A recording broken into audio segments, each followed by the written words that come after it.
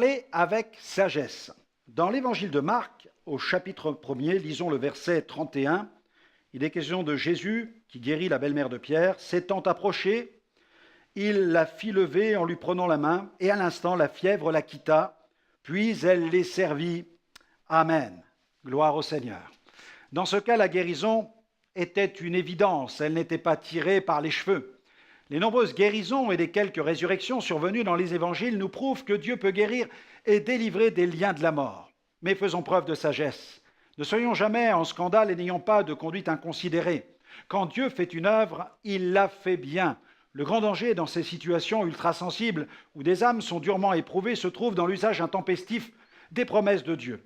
Quand elles ne sont pas correctement utilisées, les conséquences peuvent être désastreuses. En France, un pasteur m'a invité à tenir une campagne d'évangélisation dans son assemblée. Et au cours d'un repas, il me partagea le scandale qui venait de secouer la ville. Dans une autre église de la ville, une famille venait de traverser une terrible épreuve. Un membre de cette famille, atteint d'une maladie incurable, venait de décéder. Et bien que des promesses de guérison aient été citées face à la mort, il fallut s'incliner devant la décision de Dieu. Malheureusement, le jour de l'inhumation, un membre de la famille sortit brutalement du silence, publiquement. Il s'approcha du cercueil et commanda au défunt de revenir à la vie.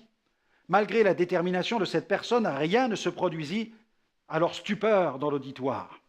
Ce comportement provoqua un tel séisme au sein de cette communauté chrétienne qu'elle se disloqua complètement.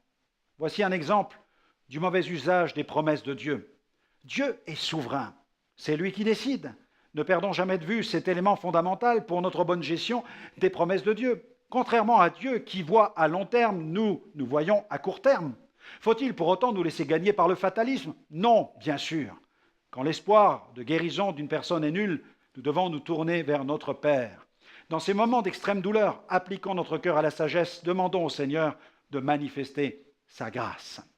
La guérison d'Ézéchias est là pour nous rappeler qu'à Dieu, tout est possible. L'Éternel déclara à Ézéchias, dans Ésaïe 38, verset 5, « Ainsi parle l'Éternel, le Dieu de David, ton père, j'ai entendu ta prière, j'ai vu tes larmes, voici, j'ajouterai à tes jours 15 années. » C'est vrai que tout est possible à Dieu, mais quand nous prions, ne déclarons pas que la personne est guérie.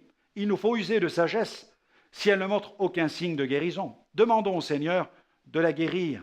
Quand une personne est guérie, l'évidence de la guérison est alors manifeste. C'est elle qui le déclare et le médecin sera consulté pour confirmer le bon état de santé de son patient. Soyons sages. J'aimerais vous recommander une prière pour aujourd'hui. C'est celle-ci. Merci Seigneur de me donner toute sagesse dans mes paroles, dans mes prières, afin de ne pas blesser maladroitement un malade ou la famille d'un malade.